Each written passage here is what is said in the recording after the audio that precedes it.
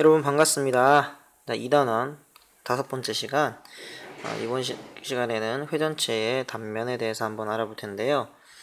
자, 회전체라고 하는 것은 우리가 지난 시간에 배웠듯이 일단 평면 도형이 있어야 되고요. 그 다음에 회전축이라는 게 있어야 되고요.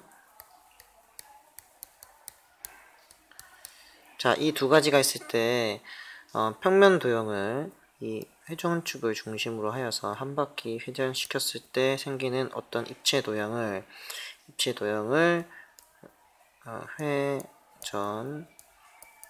회전체라고 한다고 했고, 그래서 특별히 이 2단원 원기둥과 원뿔에서 주로 볼 수 있는 회전체, 원기둥과 원뿔, 또 지난 시간에 배웠던 공 모양의 입체 도형 뭐라고 했죠? 그렇죠, 구가 있겠습니다. 그래서 이번 시간에는요, 회전체, 특히 원기둥과 원뿔과 구의 단면을 알아보도록 할 텐데요. 이 단면이라고 하는 것, 이것은 무엇일까요? 다음 그림을 보면서 설명하면 좋을 것 같습니다. 여기에 우리가 주변에서 쉽게 볼 수 있는 무라는 물체가 있는데요. 다음과 같이 원기둥 형태로 자른 것을 지금 칼로, 수직으로 이렇게 자르고 있습니다. 그러니까 실제 이 원기둥 모양이라면 다음과 같은 평면으로 수직으로 지금 자른다고 볼 수 있는데요. 이렇게 단면이라고 하는 것은요, 어떤 입체 도형을 한 평면으로 자를 때 생기는 어떤 도형 있죠? 이것을 바로 단면이라고 하는 겁니다. 즉, 이 원기둥에서는 자, 이렇게 칼을 이 수직 방향으로 내리쳤을 때 이러한 단면이 생기죠. 다시 이 평면으로 자를 때 다음과 같은 단면이 생기는 것을 우리가 알 수가 있습니다. 그래서 다음과 같이 우리 단면에 대한 뜻을 살펴볼 수 있겠는데요. 자, 이 단면이라고 하는 것은 자, 입체 도형을 평면으로 자를 때 생기는 어떤 도형, 그 도형의 면을 단면이라고 우리가 생각해 볼 수 있겠습니다. 그래서 이번 시간에는 이 회전체의 단면에 대해서 알아보도록 할 텐데요. 자, 그러면 다음 그림을 통해서 볼 수 있도록 하는데, 자, 이 당근을 지금 이렇게 보고 있는데, 자, 이렇게 세워놓으면 원뿔 모양과 비슷하죠. 자, 마찬가지로 원뿔 형태라고 생각하고 한 평면으로 이렇게 자를 때 처음엔 어떻게 자르냐면 이렇게 수직으로 자르는 거예요. 수직으로. 자, 이 수직으로 자른다는 거, 특히 이 원뿔은 회전체잖아요. 이 회전체에는 이 회전축이라는 게 있을 것인데, 그렇죠? 이 회전축, 즉 원뿔의 꼭지점으로부터 밑면인 원의 중심에 이르는 어떤 가상의 선, 이런 회전축이 있을 텐데, 자, 이 평면은요, 어떤 평면이냐면 바로 이 회전축을 품은 평면이라고 볼 수 있는 겁니다. 자, 그래서 이렇게 원뿔 모양의 입체 도형을 회전축을 품은 형태로 잘라볼 수 있겠습니다. 그럴 때 생기는 그런 단면, 여러분들이 확인해 볼 수 있을 거예요. 다음으로는 원기둥 형태도 마찬가지인데요. 원기둥 형태. 원기둥 형태 이번에는요, 자, 이렇게 옆으로 뉘어서, 그러니까 지금 이렇게 칼이 옆으로 이렇게 자르고 있잖아요. 그렇게 자를 때 이 평면이 이 원기둥이라는 회전체를 이렇게 옆으로 자른다고 생각을 해볼게요. 그래서 자, 옆으로 자른다고 하면은 좀 설명이 어려우니까, 이 원기둥도 회전체잖아요. 이 회전체에는 회전축이 있는데 회전축이 어떻게 생겼냐?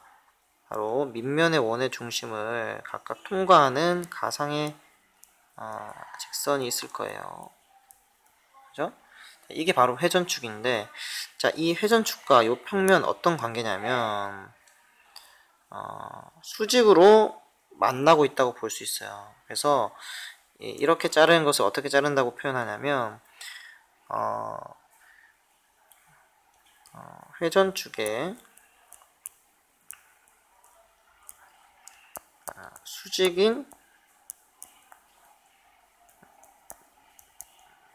평면으로 자른다, 이렇게 표현할 수 있어요. 그래서 회전축의 평면인 도형으로 다시 회전축의 수직인 평면으로 자른다, 이렇게 표현할 수 있는 것입니다.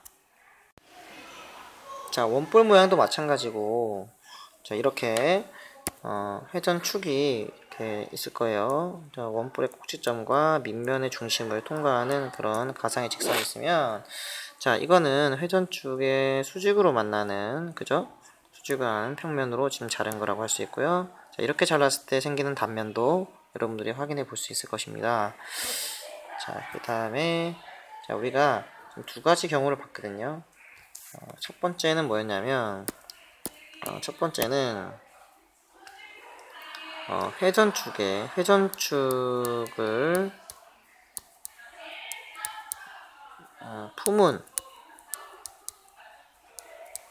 품은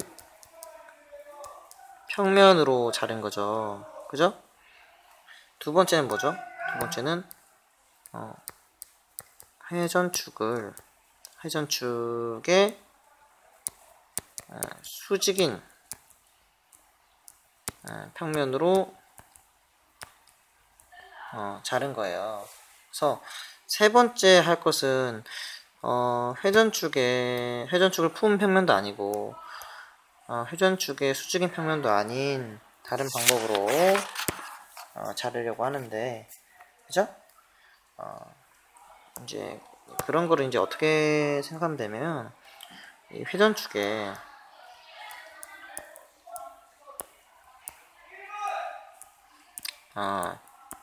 비스듬하게 잘라보면 되겠습니다. 그래서 회전축에 비스듬하게 자른다고 생각하면 되는데, 그림을 통해서 한번 확인해 보겠습니다. 자, 먼저 원기둥 같은 경우는, 자, 이렇게 비스듬하게 자를 수 있을 것 같은데요, 평면으로. 자, 원기둥이 지금 회전축이 어디냐면 이렇게 있잖아요. 이렇게.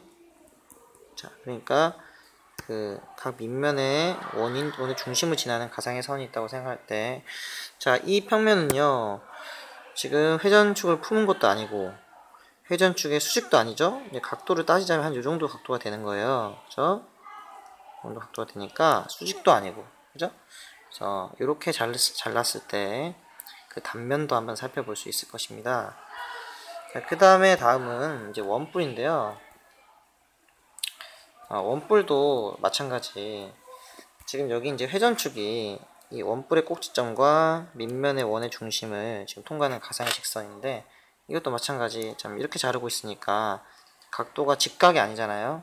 그래서 회전축의 수직인 평면도 아니고, 그렇다고 회전축을 품은 평면도 아니니까 이렇게 잘랐을 때의 어떤 단면을 한번 생각해 볼 수가 있을 것 같습니다. 자, 마지막으로 살펴볼 것이 이제 구인데요. 우리가 이제 원기둥과 원뿔의 단면 살펴봤는데, 자, 이 구라는 회전체도 있잖아요. 그래서 우리가 첫 번째, 두 번째, 세 번째 방법으로, 하나는 회전축을 품었을 때, 두 번째는 회전축의 수직일 때, 세 번째는 회전축의 수직도 아니고, 그죠? 회전축을 품은 것도 아닌 그런 방향으로 세 가지 방법으로 한번 잘랐을 때의 그런 평면들을 한번 각각 여러분들이 생각해 볼 수 있을 것 같아요. 그래서 이번 시간에는 직접 여러 가지 물체 단면을 잘라 봄으로써 회전체의 단면을 잘라 봄으로써 그 단면의 그런 모양을 살펴보면 우리가 회전체에 대해서 더 잘 이해할 수 있을 것 같습니다. 그럼 교실에서 활동하겠습니다. 수고하셨습니다.